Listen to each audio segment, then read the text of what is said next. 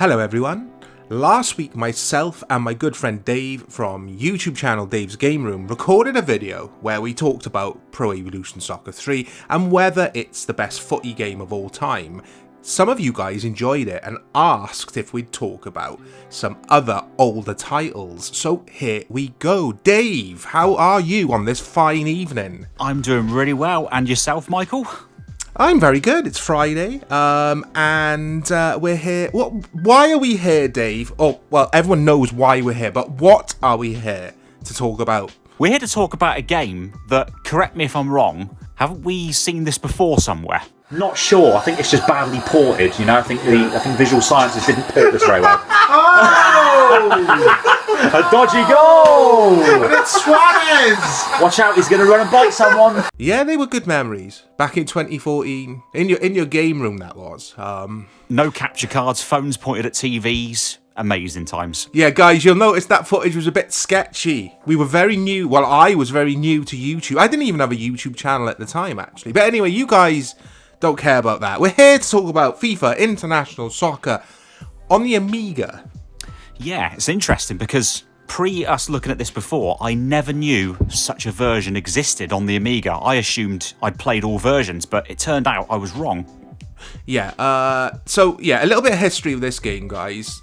Dave, you tell the guys because, yeah, you know all about FIFA, especially old FIFAs. So this was the very first FIFA game ever to come out in terms of FIFA International Soccer as a title. It was released first on the Mega Drive and it got ports to various other consoles, including the Super Nintendo, which, in my personal opinion, is the superior version. There was a PC version that came out which had commentary from the late, great Tony Gubba. And then, of course, we're talking about the Amiga version, which I found out about some years later. So, yeah, we've got plenty to talk about with this one. Yeah, the original, the Sega Genesis or Sega Mega Drive version, I loved it. I didn't own it because I didn't own the Mega Drive, but I played it at a friend's house, and it was such a cool football game, loads of fun.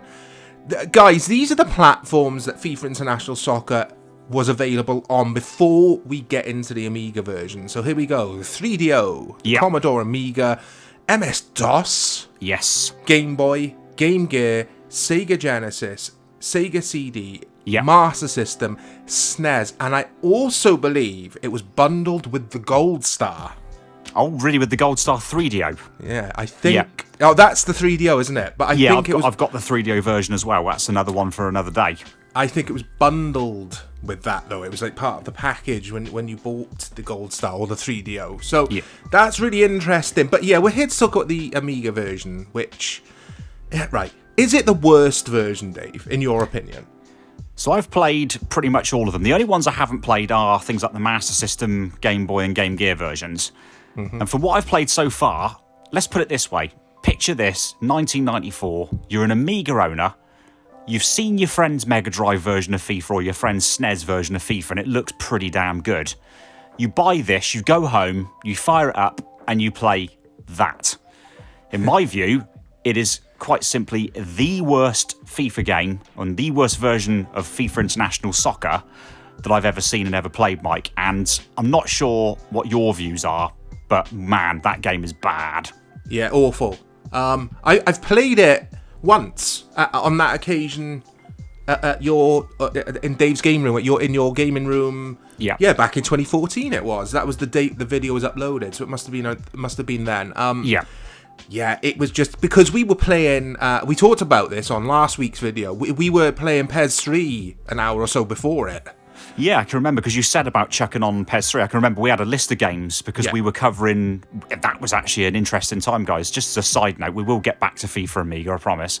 We actually recorded 5 different games on that day. It was awesome. It really was. With the curtains closed. Yeah. It was a boiling hot day. It was a summer. Yeah. We were sweltering, weren't we? I remember the World Cup. Brazil World Cup was on at the time, I think. That's right, yeah. It was like June, July time in 2014. Yeah. And yeah, we decided to sit down and record some videos.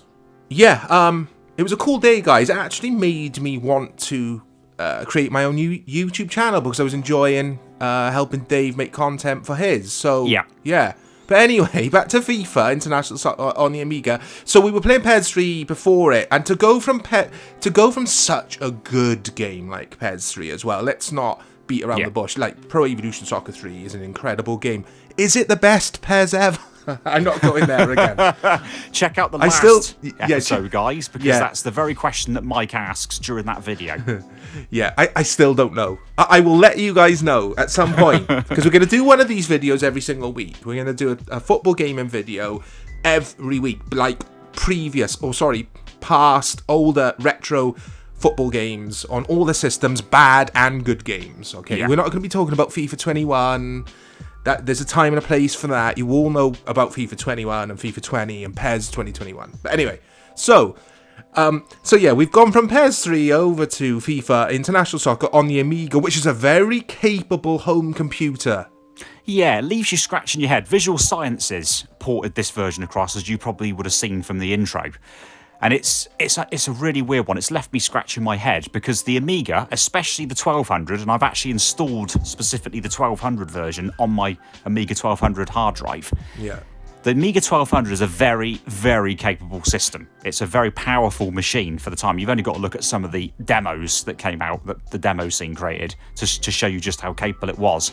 Yeah. But for some reason, and you'll notice it straight away, guys, just by watching the game in motion, the frame rate is absolutely abysmal, and it absolutely kills the gameplay stone dead.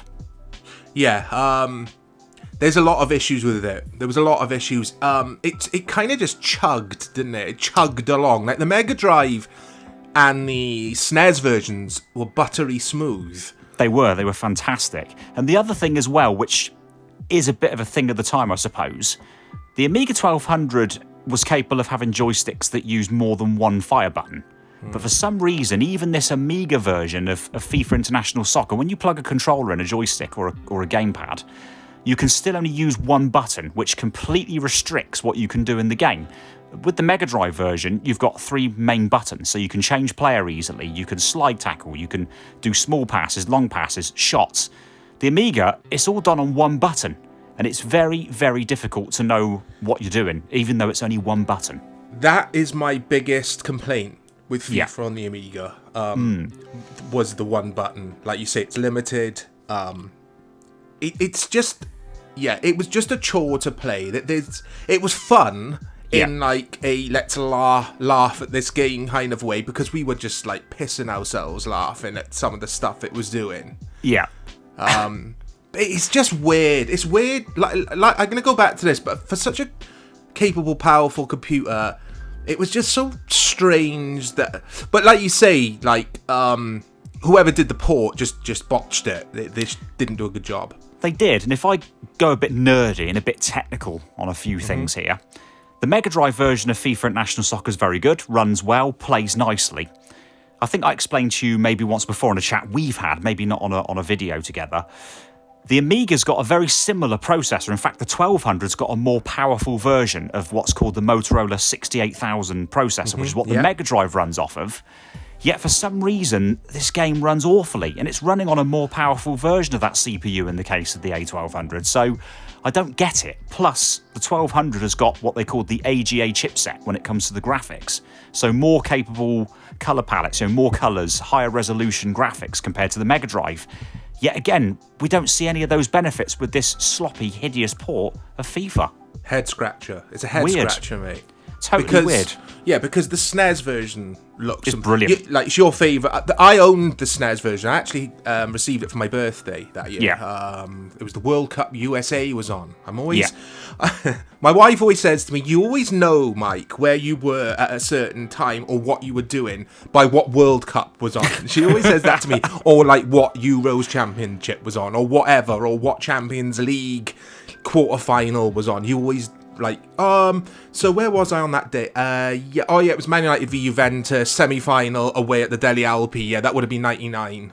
Yeah, and here's Roy Keane. I remember that. I always just associate like a time, and I'm sure loads of you guys watching this who are crazy about football and football game and do the same. Yeah. But what was we saying? You were saying about you got it for was it a birthday? I had it for my birthday. Yeah. I had it for my birthday. It was a very good game on the SNES. But I'd already played the hell out of it at my friend's house on the Sega Mega Drive, the Genesis, and the magic had gone for me by the time I had it. But yeah, it was such a good game on those systems. And let's go back to the Amiga version. This video is about the Amiga version. Yes. It's a slog. It's a chore. It's extremely difficult to play. Now, I know that's easy for me and Mike to say that because we're sitting here 2021. You know, we've played many, many football games, good and bad, since this. But it's just so bad. You know, going back to my favourite version, the Super Nintendo version, I can sit and play that and enjoy a match or two. That Amiga version, I couldn't wait to switch it off for capturing the footage for this episode. It was awful. Yeah, same. When I played it at yours, I was like, yeah, let's do this for the benefit of the video on your channel, but mate, let's move on to the better games. Like I think we had Secret of Monkey Island lined up that day, and we just had some real quality. I mean, it's always good, and I try to do it with my YouTube channel as well, to feature bad stuff as well, because we said this last week, there are far more bad football games than there are good. There is, yeah, absolutely. There's a cornucopia of bad football games. Yeah. And we'll try and cover as many as we sort of feasibly can and we can play. There's just so many out there. What else do you want to say about... let's talk about the content in FIFA on the Amiga compared to the consoles, because I can't remember this at all. Is it exactly the same in regards to menus, the rosters, the competitions you can play, and that kind of thing? Yeah, it is. It's virtually identical. Even the music is pretty much the same as the Mega Drive version of the game in terms of the Amiga version. But one weird, annoying thing, I actually had to capture this footage twice that we're seeing on this game, because I remembered something that you and me noticed and laughed at when we previously covered this game. You load it up, and it defaults to joystick port 1 on the menus. So what happens is the menu starts sketching out and going crazy because the mouse is plugged into port 1 on the Amiga. And I had to remember to quickly swap it out and plug my controller in so I could control the menu before it went crazy on me. But then you get to a match and suddenly the controls aren't working. You've got to swap the controller back to port number 2 to actually play the match. Like, that was one of the very few games that did that. Generally, the Amiga got that right. It did. Had your ports set up correctly ready for your gaming, because primarily the Commodore Amiga was used for games by most people that I knew.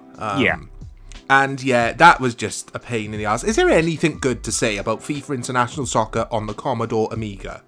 Basically, guys, here's one thing I will say. If you're not having a great time with things, and you want to have a bit of a laugh because you want to remind yourself that, you know, things could be worse, then fire up the Amiga version of FIFA, because it certainly made me and Mike howl with laughter if you ever do see the video we did all those years ago. Yeah, it was that funny. Yeah, I need to... I don't have an Amiga, but I need to find a way to play this again, just to... I'm not going to bother.